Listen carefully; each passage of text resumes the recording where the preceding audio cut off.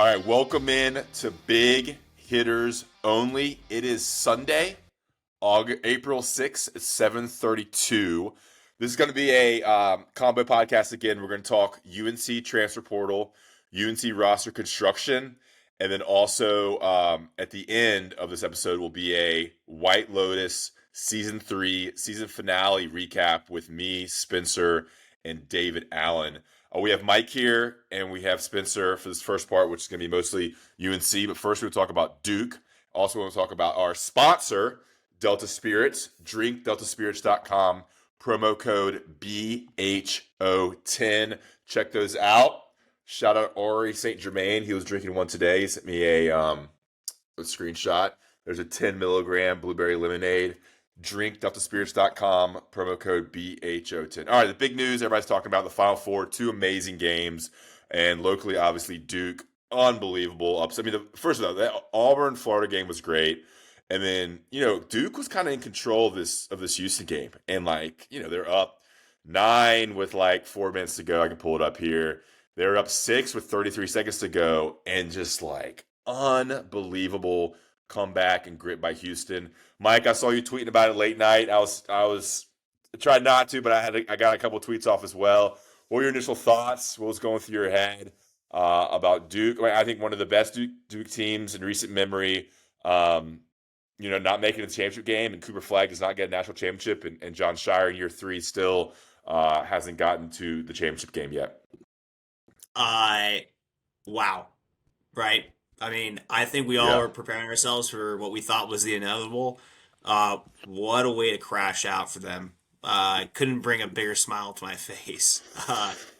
I have my Coach K retirement whiskey glass right here. Pour myself a little blend to celebrate. I'm going to be a hater tonight. I think we all deserve the right to be. Look, if you can't get it done with arguably the best roster that Duke's had in 10 years, with the number 1 NBA pick coming up in the 25 draft, with multiple 5-stars and future NBA players, potentially multiple future NBA All-Stars on that roster, you can't get it done then, when are they going to? I mean, think about the last couple years for Duke. I think we're kind of glossing over how they've crashed out of the tournament in the last couple years because we were so distracted by how good they were this year. And to be completely frank, they were a dominant team this year. I think they were the best team in the Final Four. I think it is one of the all-time choke jobs in the NCAA tournament. To be up 14 in the second half, to be up 9 with 2 minutes left. I mean, hell, they were up 6 with 30 seconds left. Yeah. They blew this game. And all the credit in the world to Houston and Kelvin Sampson as a coach. Phenomenal coaching, phenomenal composure down the stretch by Houston. But this one will haunt Duke fans for years. And as they were so quick to remind us in 2022, unless you win the whole thing, the season's a bust and it doesn't matter. And so now, between losing to Houston and blowing what was a for sure lead, a 97% probability of winning in the second half, to losing to NC State, an 11 seed in the Elite Eight, to getting crushed by Tennessee, to losing to 8 seed North Carolina in the Final Four to prevent your Hall of Fame coach from winning a championship on his way out. What more could they possibly get from a talent perspective to get them over the edge? This is an all-time choke job, and I would not be happier. Yeah, I texted a couple of my Duke friends this morning, and I was like, wellness check with them. But I was telling someone, when you get there, you got to win it. It's hard to get there, but when you get there and you have a team like this, you got to win it because you don't know how many more chances you can get. Kind of the same thing with UNC. They got there in 05 and won it, got there in 09 and won it, didn't win in 08, didn't win it on 16. I think Spencer was on that team. And then 17, not the best team, but they won it. And then 22 is a whole different situation because it felt like the Duke game in 22 was even a bigger game. But they were up 20, right? Up 20 against Kansas in the first half or something like that, up by a lot. And 15, okay. Yeah. 20 was a little off and didn't win it there. So when you get there, you got to win it. Yeah, Cooper Flagg, all-time freshman. And, man, I'm honestly not the biggest Duke hater. I don't know why. I've always respected them. I watched them a lot. but I did enjoy that. I don't like them getting more championships because it kind of is the race with UNC for championships. Yeah. But man, it's an all-time team to not get to the championship game. I do think the season goes down as a disappointment. Spencer, what was your kind of reaction? Didn't you you turned it off, right? Yeah. All right. Let me clarify this point. It pains me so badly to see Duke succeed. I'm an all-time hater, dude. Like, it's pain and suffering for me to watch them do well. And I kind of just thought they were going to run away with it. I mean, gosh, all those leads that you just pointed out, like, I probably turned it off maybe 6 or 8 minutes to go. Somewhere around the time that Cooper Flagg hit that 3. And I was like, okay, that's the last nail in the coffin. And he hit a 3 at the 3:03 mark to put them up 9. Maybe it was before that then, but still somewhere in that like 5, 6, 7 minute range, I turned it off. It's incredibly difficult to win a national championship. It's obviously the hardest thing to do in college basketball. And, one thing that helps a team is continuity from year to year and having that little bit of extra motivation. You saw it, my senior season, we lost. There were hugely contributive pieces on that team that stayed another year. Obviously, this was before transfer portal and all of this sort of stuff. And they were still sophomores or juniors at that point. But guys stuck around. And so they had that extra little motivation in 17 to come back and redeem themselves. So you didn't have that with this year's Duke team. You had one guy on their team who played last year. One guy, Tyrese Proctor. Also, all-time choke job from Tyrese Proctor, missing the front end of a 1-on-1. Dude, like 60% free throw shooter. And then you see next possession, 60% free throw shooter, the big guy from Houston, goes in, nails them both. Yeah. And so the thing that I think hurt Duke, if you had to like kind of sum it up, at least in comparison to Houston, was their youth. Like there was a lot of plays that, they didn't make the smartest basketball move. Like Cooper Flagg goes to block that 3-pointer of the guy with the dreads. I can't remember his name that Houston hit. He goes flying by him, shot fake guy, one dribble, sidestep, buries a 3, makes it a 3-point game, I think. And it's like, okay, well, maybe a more experienced player doesn't bite at that shot fake. He doesn't go for the block shot. He just gets a hand up and that comeback stalls, So there were just a lot of things, not boxing out, and and Houston gets the tip dunk. Like, Kema Malawach, 7-foot-tall, absolute monster, unstoppable in so many different ways, has as many rebounds as Wanda Williams. None. Zero, it's just zero rebounds for your 7. Yeah, 0 rebounds for your 7'2" center. I thought Houston did an incredible job limiting Malawach because he was getting so many lob dunks in the Elite 8 and Sweet 16 games. He was unstoppable. They would just toss it up to him. So they did something to get him away from the basket or to limit the penetration that allows for those lobs. It's set up for Cooper Flagg to be the hero, too. They were down 1 with 17 seconds or so, and Duke had the ball, and Cooper Flagg got the ball, and he missed a fadeaway, 12-footer, which would have been, that would have put the icing. John Shire thought he was Dean Smith. He was drawing up his play for his all-time freshman to take the lead in the national championship. Yeah, for sure. Who he was. I think so. Go ahead. Duke was. I think you could tell Duke was tired too. They're gassed. Again, they were just gassed, man.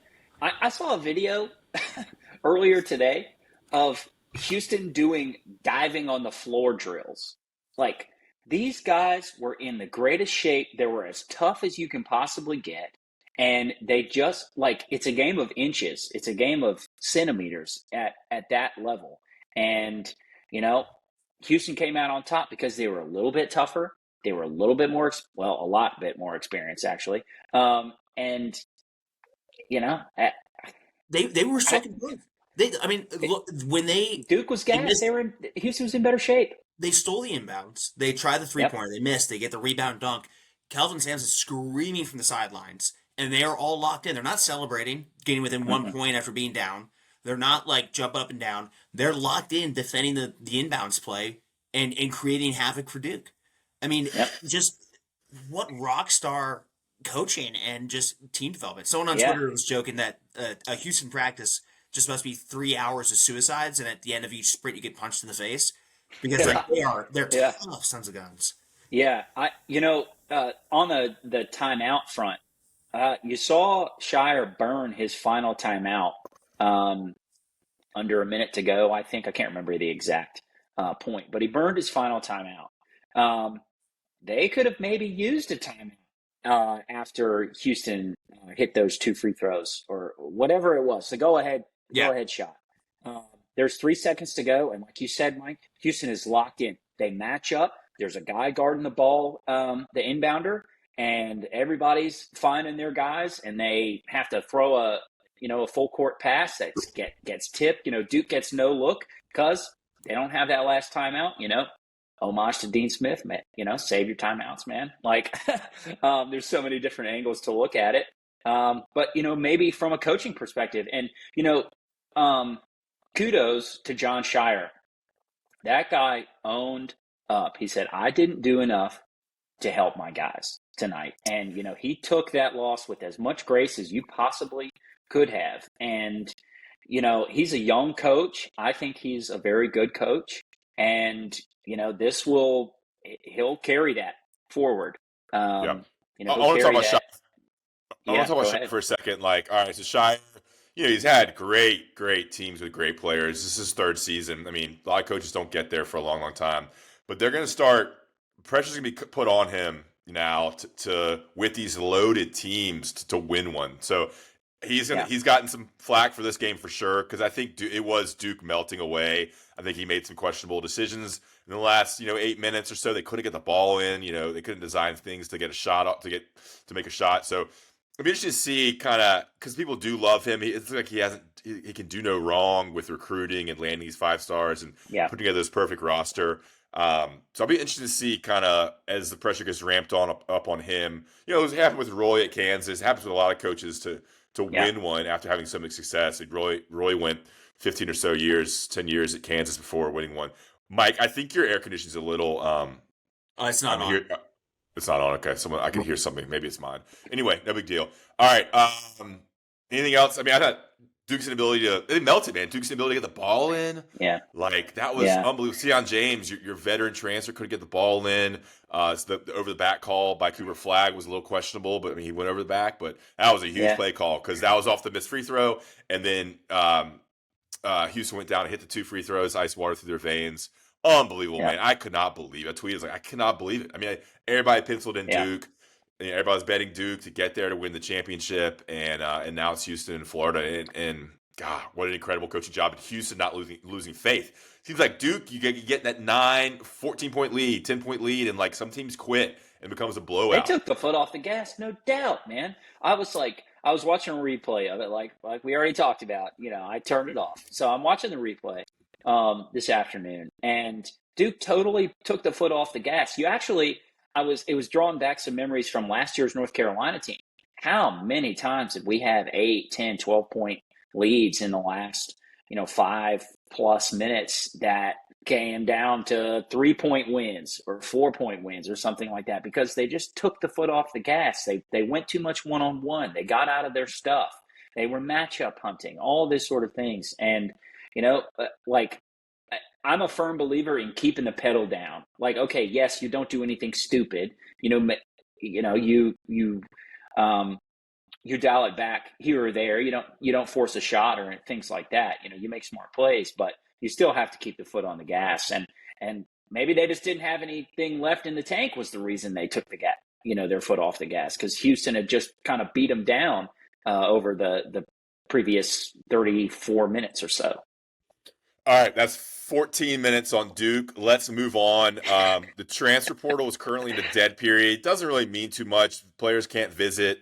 There's some interesting communication rules, but there's a dead period right now until I did a little more research for this podcast. I felt like I was a little rushed, unprepared last week. The dead period ends April 10th, which is in 4 days. Yep.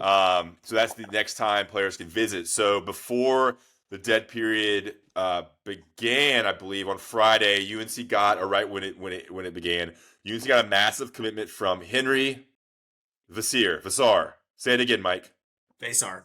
Veesaar. Pretty confident.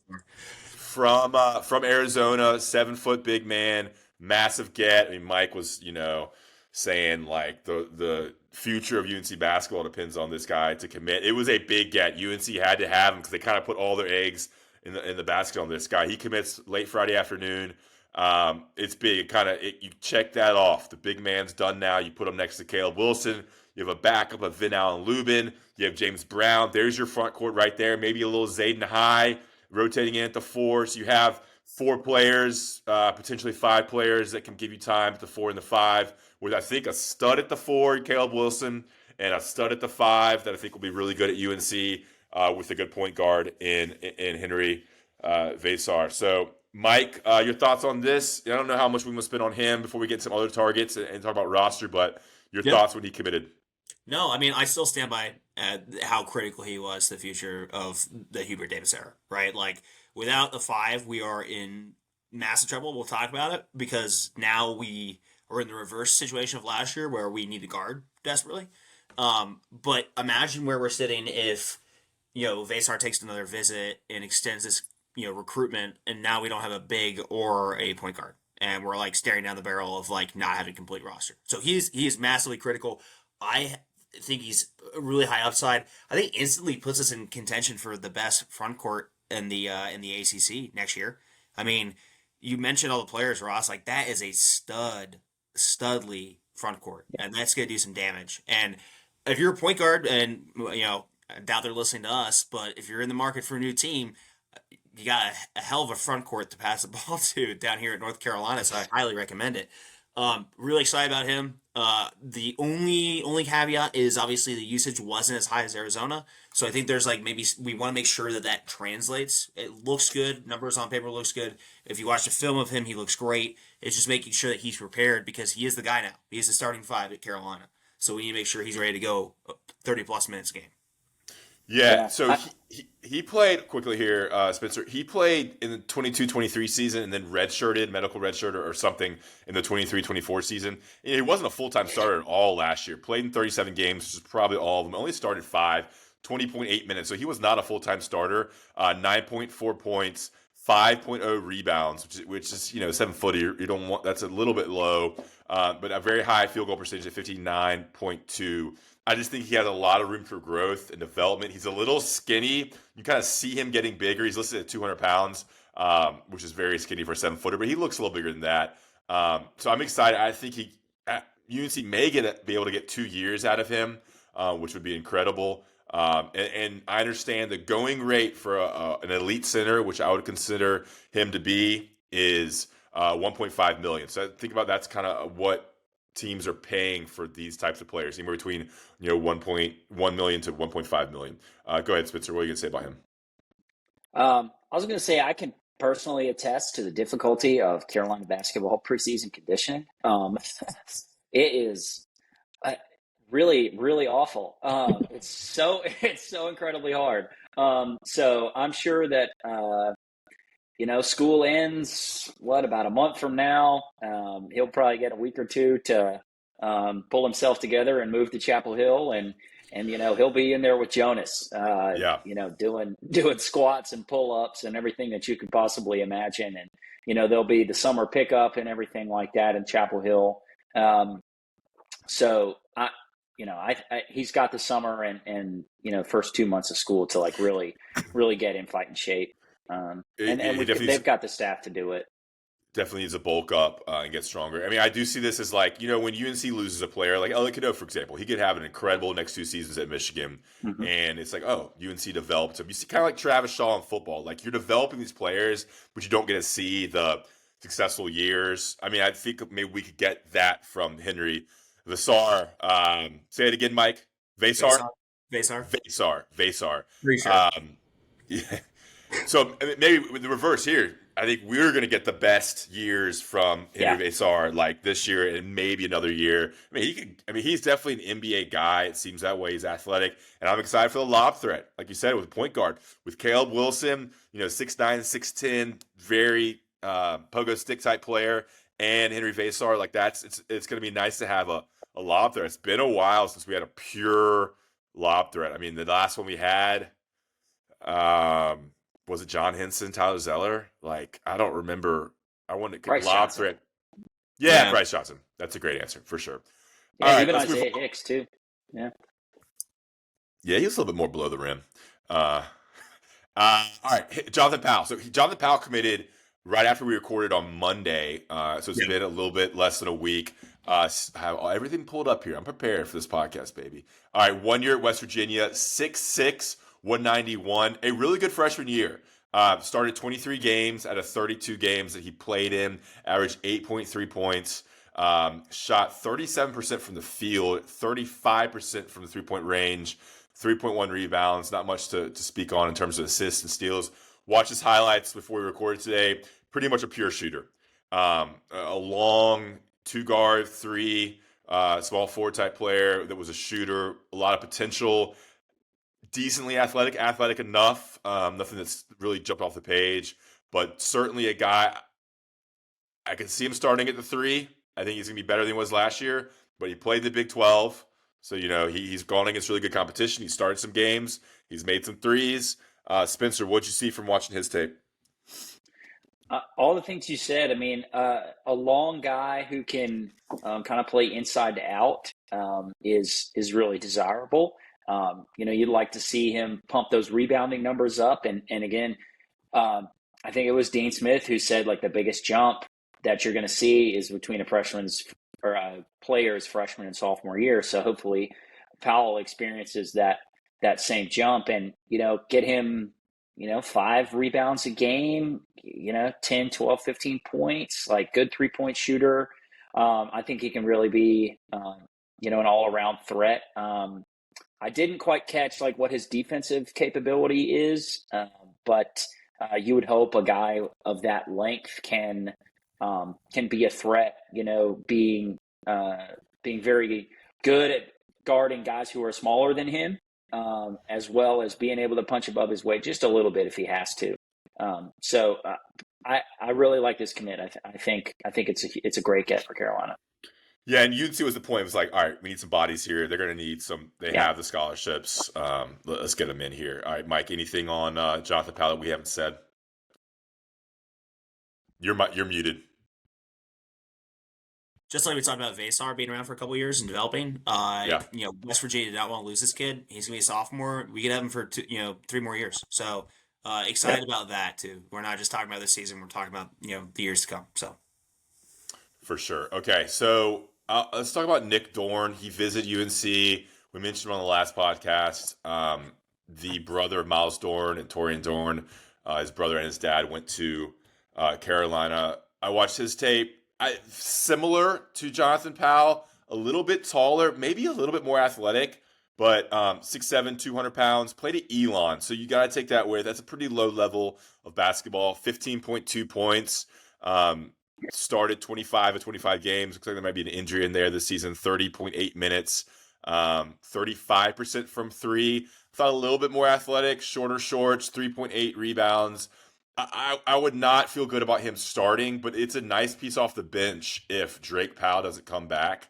Mike, what do you think about Nick Dorn? Would you want him to play? Do you like that commitment? Is UNC holding out and kind of slow playing him? I wonder now. What do you think? I think you could probably read into that what you will, right? Like they had him on campus. It seemed like there's mutual interest there. I think it's probably one of those things where they don't really envision him in a starting role, and so they're trying to feel out where everything else stands, and then probably reassess after the dead period, would be my guess, right? Like just looking at it logically. I think there's potential, especially if he's comfortable with the role of coming off the bench, where he's a very solid contributor, and depending upon how he does with the season, has the ability to take more minutes away. But I think as things stand now, it's not worth really diving into until we know a little bit more about where everyone else stands and where Carolina stands with them. So, I'll build on that. Like right now, who's coming back, who we have committed, like we need a point guard. So when it comes to the money, and this is where you would hope, and I think that Jim Ternal will shine. This is now not Hubert Davis having to balance all of these NIL deals, all these salaries, all of this sort of stuff. We've now got a person who's there to look at the dollars and cents and really put those puzzle pieces together on the business side of things, if you want to call it that. So maybe we're holding out, trying to decide how big of a bag all of these other pieces will get based on, how much we need to drop on a point guard. So, like you said, there's probably some validity to that kind of slow playing theory, because again, like he's not gonna give this Nick Dorrance, he's not gonna give you 30 minutes a game. He's not giving you 15, 18 points or something like that. So again, I think it really does depend a lot on the other pieces. Yeah, and brings us to the next player. We're still in. It seems like UNC's still in with Kanon Catchings. Is that what he's saying his first name? Kanon Catchings. We talked about on the last podcast, but 7.2 points at BYU. 15 games as a starter. 31 games he played in. Shot 35% from three. I would like him over Nick Dorn, a longer, more athletic player. I think there's more potential there. He's super bouncy, super long. Would definitely be a guy too. Played at a higher level, a freshman, so a lot of eligibility there. Just a more athletic guy that could play the three. Mike, what do you think about him? He visited Georgia. Yeah, like you said, he's got higher upside. He visited Georgia. The big thing I had heard was that if he leaves Georgia without committing, then we're in the driver's seat still.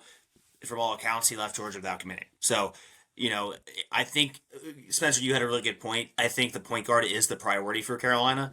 And I think, like, Catchings and Dorn, I think there's interest there, and there's still mutual interest between both parties and Carolina. I think it's just going to come down to what does the budget look like after we secure a point guard. And so I would really like Catchings, especially at the three, if Powell leaves for the draft, which is still very much up in the air. I think he'd be a really, really great plug and play with high upside there. Like you mentioned, higher level competition. I think he would shine in the ACC. But this is one of those ones where it's like there's higher priorities to address first. Yeah, and I think, man, if you have Catchings at the three, Caleb Wilson the four, and Veesaar at the I know, 5, man. God, that is long. That's 6'9", 6'10", 7 foot, man. That's old school. I mean, Carolina, So, so much length.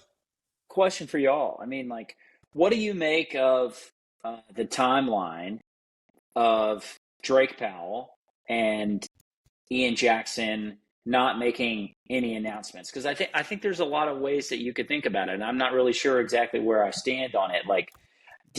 Does waiting to announce that they're going to enter the transfer portal, come back, or enter the NBA draft and keep their eligibility, or totally just go full on to the draft? How does that kind of play into their thinking around whether they're going to stay or not? Or I guess the waiting to announce, what do you make of that? I looked into it because I was confused. I think the UAC grades can come out anytime between the 11th and 21st of April, which obviously makes things difficult because, towards the end of that time period, and we're getting pretty close to the end of the transfer portal.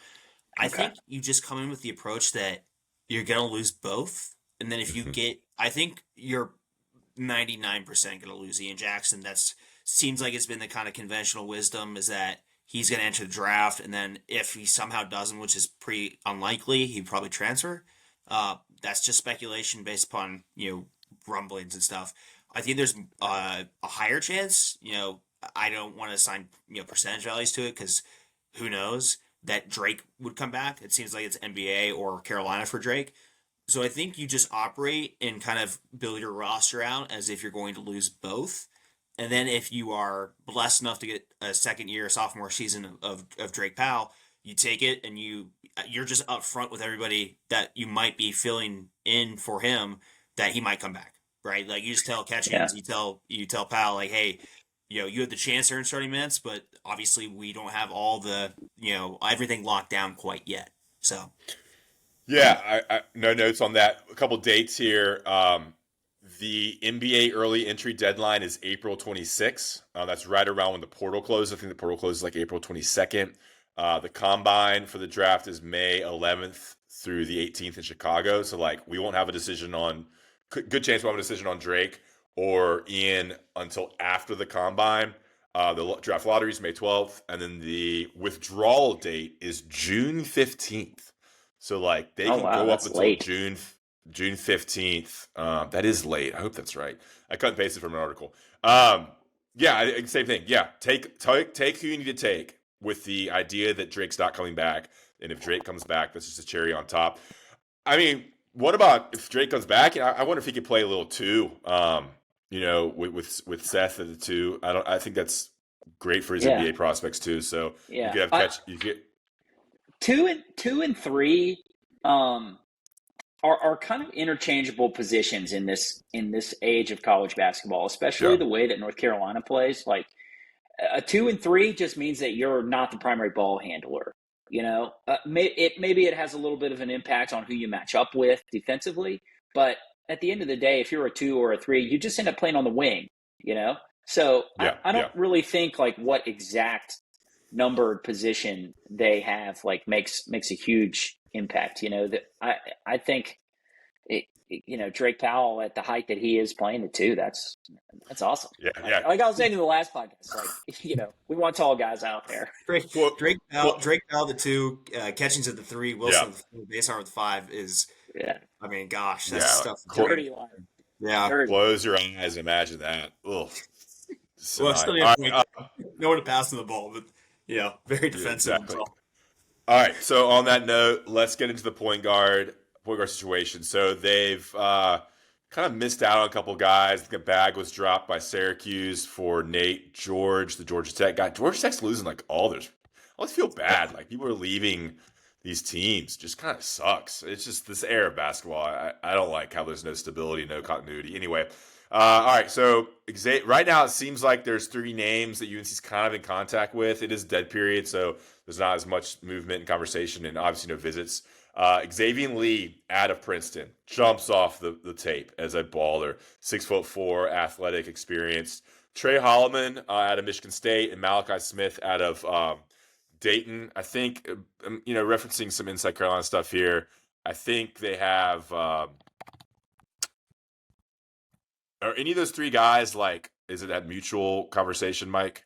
Let me pull up the article here. Just Bad based upon what podcasting. I don't think Inside Carolina's updated them to like. I know what you're referencing. If you're a premium Yeah, subscriber to Inside Carolina, they've got a great board with targets, which is basically mutual interest. Again, we're going to plug Inside Carolina. Subscribe to their premium board. It is phenomenal information. Sherelle and everyone there does a phenomenal job. We cannot stress that enough.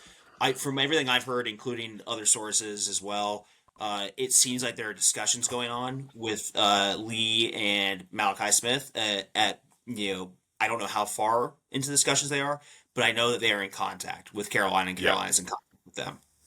Lee Holloman and Smith are still on the watch list, whereas the other list is like targets. It's like level of interest, level of mutual interest through multiple searches. Anyway, all right, Xaivian Lee, dude, this guy. I mean, he has NBA.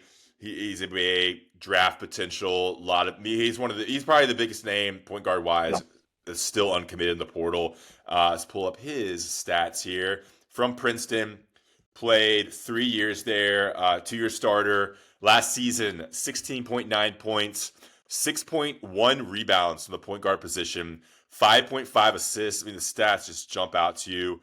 43.9% from the field and 36.6. You'll take that from 3. Full-time starter last 2 seasons. It is the Ivy League. But, man, he just, after watching tape of all 3 of these guys, he moves differently. He moves like an NBA player, step back threes, just super athletic, and he's longer. Like, he's just a longer player at 6'4", 6'3", 6'4", 180. Xaivian Lee. Mike, what do you think about him? You talk about him, Drake Powell, Catchings, I know. Caleb Wilson. You're getting crazy. Lee's the dream right now, right? Like in terms of people, point guard's still out there. Lee's the dream right now. That gives you a guy that's going to be testing the NBA draft process as well. I mean, I know the NBA folks are high on his potential and Veesaar's potential, so that's telling you. And if Drake comes back, with Caleb Wilson there, that's telling you that 4 of Carolina's players could be our NBA draft prospects, which is something that we haven't had in a while, right? Um, I'm very high on this kid. I've watched a little bit of his stuff. I think lower level competition, but if you look at the games he's played against Power Five teams, there's still very solid performances. Um, this is someone, and again, and you talk about Carolina getting bigger, being a priority. 6'4" is going to provide such a boost in height, from what we've had the last couple of seasons.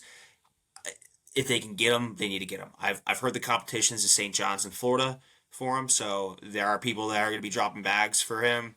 Um, it really this is one of those ones where I'm watching him like if Jim Tanner can get this guy locked down, man, that a hell of an accomplishment for a GM. So would love him. Let's see if we can get him on campus. Got to sell the academics there. Hey man, Yeah, yeah. I think Princeton, he's you have an Carolina. economics and business major. So sell the hell out of Keenan Flagler. For sure, for sure. Spencer, did you watch some tape of Lee? I watched a little bit of tape.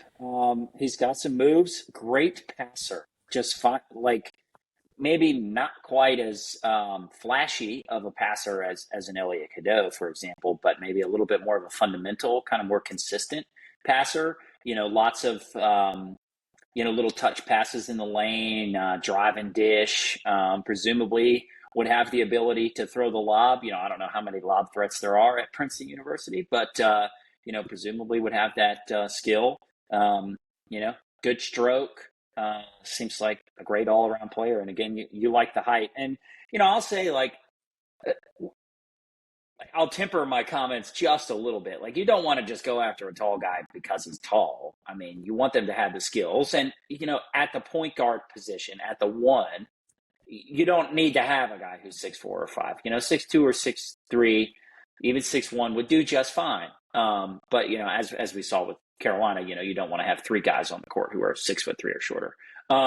So I like us going after him ultimately. Yeah, this would be a guy like you pay for. I mean, look, 1.5 for Veesaar, a couple 100,000 for Jonathan Powell, and a couple 100,000 but this is the priority position where you drop a big bag. Like, let's pay him. I think this number would be north of 2.5. Yeah, it's like, how much do you want to keep your job, Hubert? Man. Well, price gets here's driven another up. thing too, man.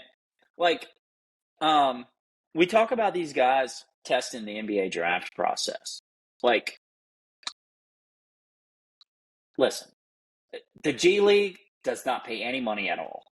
These guys make, I don't know how much they make exactly, but, touching 6 figures, maybe low 6 figures, like low 100s. These guys are slated to make significantly more money by staying in college and banking NIL bucks. Like, yeah, maybe they don't want to go to class or whatever. They want to, not have to do all of the things associated with being in college, and they want the freedom of being in the NBA and the flash and the endorsement deals and all that sort of stuff. But, at least on the endorsement deal side and the money, it's just as good and way better for them to stay in college. So, I don't know. Like, we've already seen this. This isn't new information. We've already seen this over the past few years. Guys are just staying. They're staying in college because they make more money. Whereas 5 years ago, you didn't have to do that. It was like, I'll take any amount to leave college and get paid to play basketball. But you don't have to do that now. Very interesting to see how Xaivian Lee's recruitment goes. A lot of time left. Maybe Duke gets him. Who knows? Duke's now on the table now. Auburn's on the table now. So you got new teams that are kind of, so it's interesting. And the 2 other guys I kind of grouped together, Trey Holloman, only started 16 games this season at Michigan State. So wasn't a full-time starter, played in all 37 games, 23 minutes per game, 9.1 points, 3.7 assists. And the other guy, I think I X'd out his stats, though. Smith? Yeah, Malachi Smith from Dayton. A little small, but sturdy. 4 years at Dayton. I think 1 year he only played 1 or 2 games, so I'm sure he got a medical redshirt for that. I watched some of his tape as well. These guys, I'd be a little concerned if they're the UNC starter, but I would take them as insurance now and have them as a backup. They're experienced. Both are experienced guys that seem serviceable as a point guard, and definitely a really good backup off the bench. 12 to 20 minutes a game, and can get the job done. And look, if you miss out on your big dogs, you got to roll this guy out and have Derek Dixon be your backup. So Trey Holloman, Malachi Smith, Mike, anything him on here quickly? We'll do some general talk and get out of here. Yeah, Malachi Smith, I think, would be a very great backup ad. I think there's a little discord going on with Carolina fans. One of them is apparently Buddy says he's a big Carolina guy, like big Carolina fan, wouldn't necessarily mind a backup role. I think that's someone that you could slot in and would provide a lot of serviceable minutes off the bench. And in the event that you just don't get anyone, he is a guy that you are like, hey, we can roll out there, and if the other pieces live up to their potential, he's going to at least not cap them.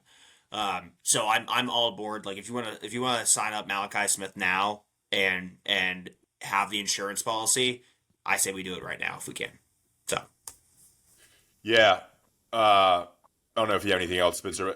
My concern right now, I was kind of thinking about, is like, who's going to be the scorer on this team? Like, who's going to be the 18 points a game, 20 points a game? RJ, Caleb Love, even an Ian Jackson type that can really fill it up. Like, I don't think we have that on our roster. And even if Drake Powell comes back, I don't think he's that type of guy. So I'm wondering where that's going to come from. Like, I think UNC needs an alpha scorer at some point. I don't know if that's Xaivian Lee. I think it's That's facing. I think we're forgetting how many points Armando put up consistently. yeah, Just we took Armando for granted, just eating up like 16 points and 10 rebounds a game for what seemed like 5 years. I mean, you give Veesaar that opportunity at 7 feet and a serviceable passer to him, you can feed him in the post. I also think that like we have no idea what a healthy Seth Trimble will look like. I mean, we saw flashes early in the season where the guy was putting up, close to 20 points. So he crushed in the Memphis game early in the season. He looked way better than later in the season in scoring. So like, let's see what this looks like. I think if you put enough talent together and kind of have a cohesive vision of what that looks like and them playing together, those folks are going to step up as the season goes on. I think what may have hurt Carolina going into this season was we just assumed that RJ Davis was going to be able to continue at the clip that he did for his junior season, or I guess senior season, fourth year. We just assumed, hey, we'd have 20 to 25 points per game from RJ.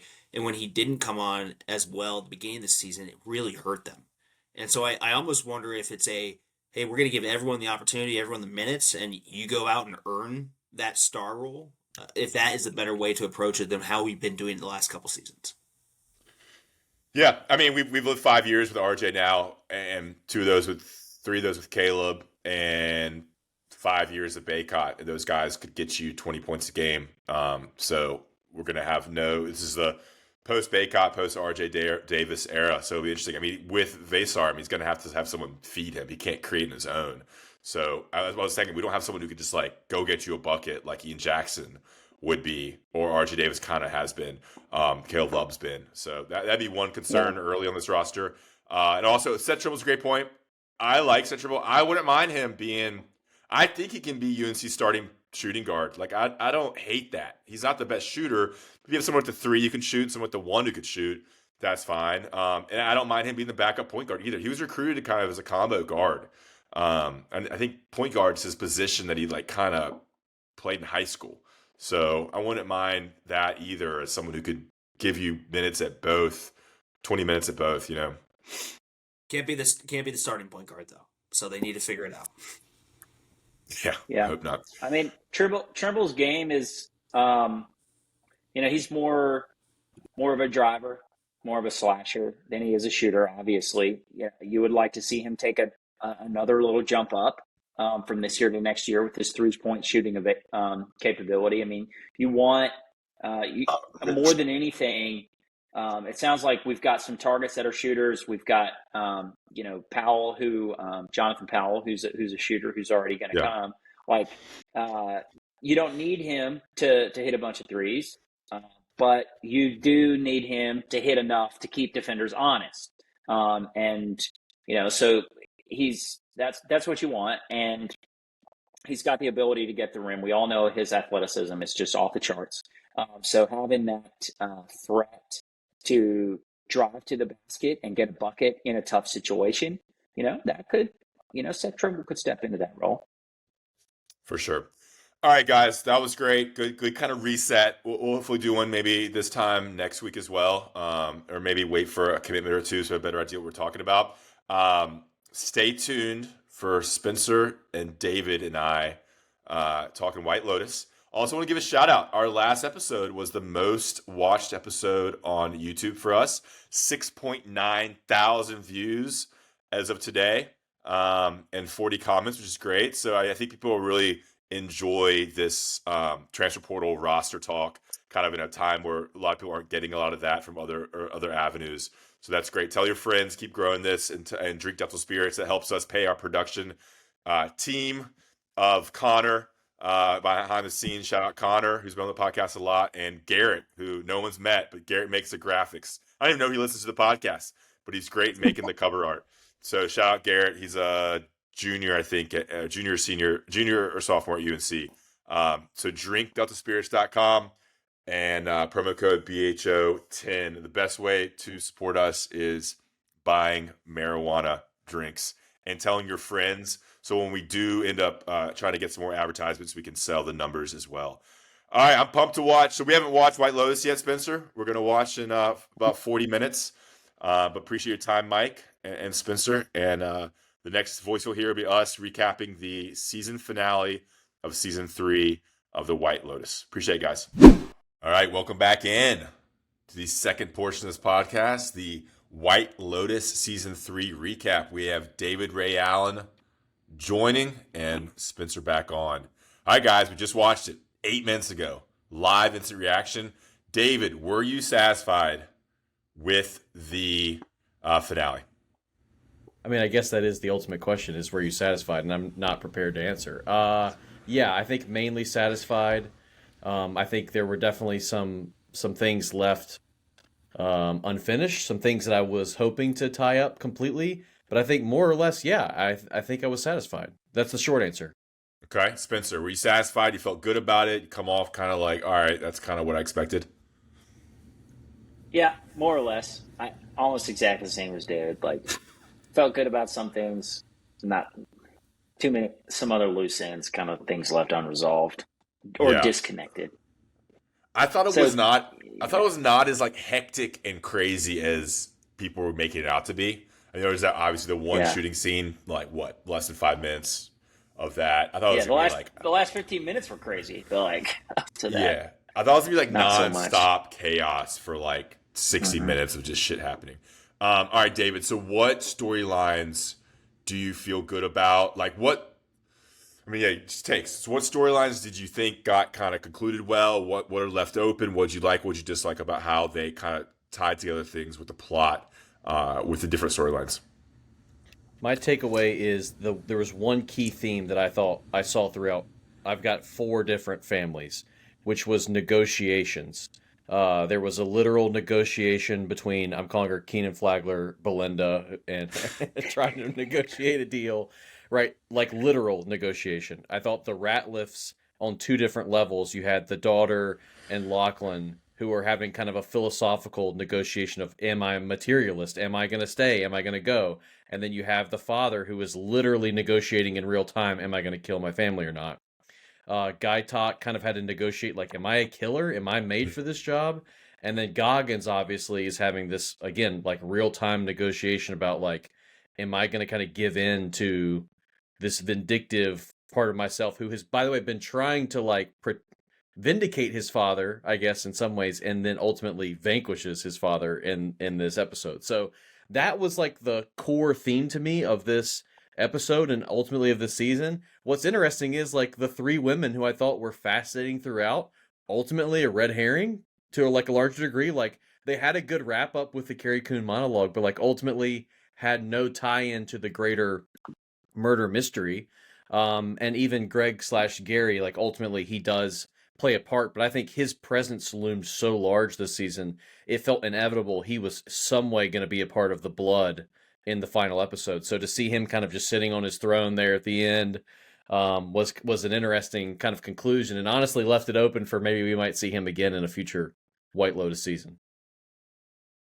Yeah, something's happened with the recording. It just feel like it just started. I don't know. Hopefully it went through. Anyway, Spencer, what did you think? What plots did you feel good about that were resolved, and which ones left you wanting more?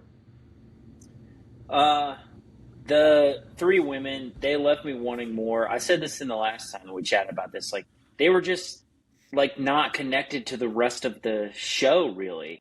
Yeah, Like, God, like there was some sort of strange connection with Valentine and Jacqueline, like hooking up, and Guy Talk potentially like turning in Valentine and his buddies for doing the robbery, but that was just left totally like unaddressed ultimately. And so I felt that like yeah, they made for some good some good wisecracks and like the funny conversation that they would have around the table, but at the end of the day, that was just like 15 minutes of filler in every single episode. These like awkward conversations that they would have. Um, Belinda was great, good for her. Her She got son her was bag. yeah, she got her bag, man. Like her son was kind of annoying and a little weird, but maybe she needed that. Like he played the part in her ultimately coming out on top. Um, I the Ratliff family left me wanting just a little bit as well. Like they don't find out until the very last scene, leaving on the boat, and there's no repercussions that we know about. Like yeah, there's no big blow up where Parker Posey loses her mind because Tim's going to jail, or I don't know. We don't get to see Saxon's existential crisis of like knowing that he's not going to have a job play out. Like none of these things really got yeah. addressed at all. Let's dive into the Ratliffs there. Yeah, I thought I wanted to see him, Timothy, actually tell his family. You didn't really see that. You just said things are going to be different. Obviously, inferred that they're going to find out when they got their phones and everything. All right, so Victoria Ratliff's comments about like we got to enjoy being rich and like they would want us. It's offensive not to celebrate it. Like we live better than anybody in the world, the kings and queens. I wrote that down. That was a super funny little line she had there. But man, the poisonous fruit, like that was always like the rumors that the smoothie and the fruit was going to be the way somebody dies there. Timothy asking his youngest son Lachlan if he could live without any money, him saying yes, and then like that's why he was spared with the pina coladas, and then him going crazy and knocking over the pina coladas, saying the coconut milk's gone bad, and then ultimately Lachlan making a smoothie the next day. And I mean, I thought he was dead, but the keeping him alive was an interesting part of that story. I don't know what we all think about that, but they all lived, and to go back to find out they're bankrupt and their lives can be different. I think it was well done about the coconut milk and the smoothie and the poisonous fruits. I just didn't like. I didn't like that someone was going to die by a poisonous fruit. It was kind of a wimpy storyline. Do you have anything about how that whole that scene went down? Kind of dramatic, knowing what was going to happen with the poisonous fruits. My main question was, do you think HBO executives were pulling for Duke to lose last night because of the Jason Isaacs tweet with the gun to his head? I was just that what perfect timing for that. Yeah, I thought that that was maybe the most like philosophical on every level, because I failed to mention the older brother, who was clearly going through some negotiations in the entire episode, right, trying to figure out who he is and what his identity is. So I agree, though. I agree with Spencer. I would have loved to have seen a little bit more resolution at the end of the episode with that family. But overall, I don't know why. I just think that we might not have seen the end of all of them. I feel like if there is a season 4, there might be a way to pull.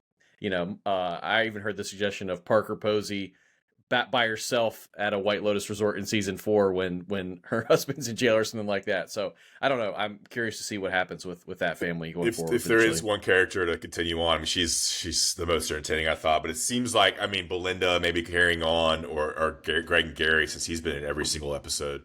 Another connection here, you had the Duke shirt appearance again, and you had Zion saying he was a student at U of H. I don't know if y'all caught that. Houston. Yeah. So you have the Duke Houston thing was kind of weird. I thought Zion had a great speech there when he was flaunting his business acumen at Gary's house, and then Belinda walking out, not able to do the $5 million, but that was kind of one of the negotiating tools. That was pretty cool as well. Okay, anything else on the rat lift Spencer? Kind of religious there when he was like dying and like reaching up and seeing monks and stuff. Yeah, I don't know. yeah, he saw God. And I don't have too Okay. much else. I said my piece on them. Yeah. All right. So let's get into Rick and his old deal. Comes back from Bangkok, as does Jim and the owners of the hotel, and they have a confrontation at the donut station at breakfast. And Jim calls Rick's mother a slut, that she lied to him, that their dad was no saint, which was weird because that was his dad, right? So he was saying that your dad was no saint. That was also a rumor you would see on the internet a lot, that it was going to be his dad. Not only did they look similar, that was the kind of plot line there. And then Rick kind of works himself into a fury over the next 45 minutes, tries to go see his therapist. She turns him down. He's just like boiling, sees them, goes, gets his gun, shoots him, and then ends up getting shot by the bodyguards, and in process, or gets Chelsea gets shot, and then and Rick gets shot as well by Gaitak. David, how'd you think that all went down? I mean, I thought that was not as expected, but that was the most dramatic part of the episode for sure. Yeah, I think so. I think that's one of the downsides, I guess, to, websites like The Ringer that I love reading, is that, like, I actually had kind of missed the idea of it being his dad. Even in the last episode, when all he had to say was, like, that's who your mom was, it honestly flew over my head that it could be his dad in the moment. And so then to be let in on it this week as a rumor, as a possibility, at the donut station, I was all in. That's 100% his dad. So I thought that was a kind of a fitting into it. Like I said, you're trying to vindicate him and you end up killing him. Like there's some great dramatic irony in the tale of Rick. Chelsea, I think, was one of the most likable characters in the entire season.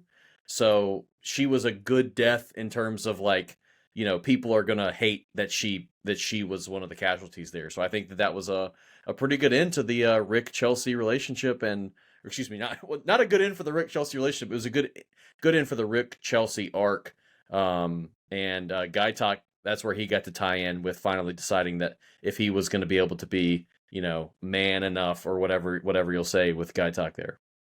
Yeah, and shooting Rick, and then getting promoted to head security guard for bodyguard. Yeah. Yeah, and Gaitak driver. gets all he wants. He's like Belinda, Belinda makes off with all this money and everything's great. And then Gaitak, he gets the girl.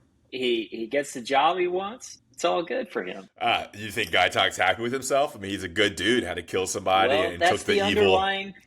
Yeah, that's the underlying thing. Like, maybe he deals with the repercussions over the rest of his life. But we don't have to see that. We just have to see him driving off into the sunset with his sunglasses on. I think Rick's clearly like the best, most complex character. I mean, he's dealing with so much internal strife, like spending his whole life trying to, like you said, vindicate his father's death, and then just the inner rage, never really happy, never felt like a real person, and then ends up shooting his own dad. I think that was the most interesting storyline. Good. Yeah, one interesting thing I thought is Fabian, who was the general manager who sings at one point.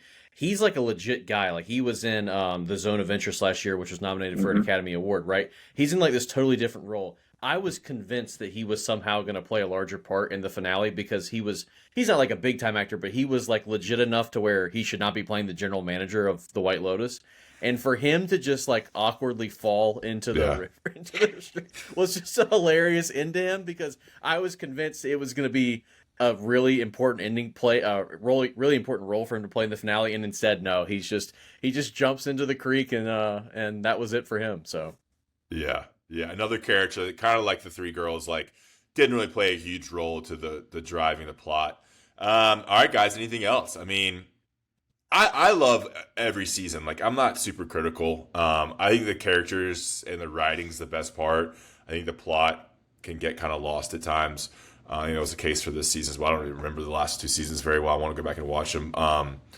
But it's just interesting just how they build these characters and the quirky type of plot and characters they build. What were your overall takes? Anything that stood out? Anything you liked? I enjoyed the season. Again, like we've pointed out some holes, some things that were left unresolved and everything, but I enjoyed it. There was enough intrigue there. Like you said, the characters are awesome. Overall, the classic 7 out of 10. Nice. Yeah, the only thing that we didn't talk about that I wanted to throw in there was that Belinda ended up doing to Pornchai what Greg / Tanya did to her, essentially, which I thought was a fitting end. So yeah, I think it was a good season. I love a little intrigue on Sunday nights. It's kind of like Spencer said last week. Even if it ends up not being a 10 out of 10, like it's great to have this kind of TV once a week. It's the classic water cooler show. Everybody's gonna be talking about it the next day at work. So hope they keep making more seasons of it. I'm sure Mike White's gonna get tired of this kind of recipe eventually, and he's gonna flip it on its head at some point. But until then, hope for a 4th season for sure. We don't know if Pornchai's, if his story's done. I mean, he could follow Belinda to Hawaii. We don't know. Kind of left that a little open ended, but certainly what you said is probably the likely result. Yeah, I don't remember the last time I've watched a show right when it came out. The beauty of streaming now. Sports are really the only thing that you have a shared watching experience anymore, I feel like. So this was something new. I mean, this is the first time I watched it on Sunday night. Usually we'd watch it on, Monday or Tuesday or Wednesday where we got to it. So it was cool to do it in real time. I think that's all I got too. Some of the beginning of this podcast may have been cut off. It started the timer 2 or 3 minutes into that. So if that happened, that's all right. Spencer and Mike and I talked UNC basketball for about 45 minutes. So you definitely got your fill. Delta Spirits, drinkdeltaspirits.com, promo code BHO. Love to sell some more of these so we can pay our producers. Here's a delicious cherry limeade. David, give us 30 seconds on the Braves this season.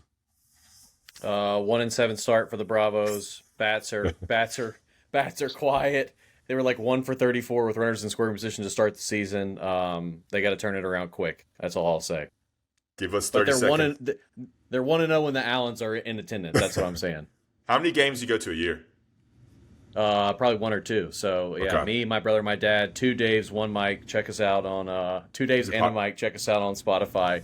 That's the pod, and yeah, doing a little Braves talk. So love to have you listen. Give us 30 seconds on Duke. Man, that was great. I don't know what to say. Choke job. I mean, what else? I mean, I'm sure you already covered it. It was it's about as bad of a 90 seconds as you can have in basketball. The big man Maluak, 0 rebounds. Can't have that in that kind of game, So hate to see him go. I really wish that I could cheer against Knipple and Flag for the next 3 years. I think it'd be a lot of great fun for the rivalry. But best of luck to them in the NBA. Hope the Hornets get one of them. Yeah, it was a slow burn too. It was 8 minutes, 6 minutes, is chipping away, and then it was the last 90 seconds, just mistake after mistake, and just couldn't buy a basket. All right, guys, that was fun. It was, dude, hearing David talk about this. I haven't analyzed a book or a movie since high school, and to hear David break down TV shows, dude, my mind doesn't think that way anymore. My mind's been writing sports stories for the last 12 years. So to hear David's a big movie guy too, break down this stuff and themes and plot, morality and religion. It's I don't even know how to talk about this kind of stuff. I just want to laugh at the funny stuff. So it's good. I'm sure it got cut off and nobody will know anything what we're talking about, but hopefully that got in there. Yeah, hopefully the first 2 minutes made. If not, then no one knows. All right, guys, appreciate your time. BHO 10. drinkdeltaspirits.com. Thanks for listening. Tell your friends, tell your family. We'll talk to you next time.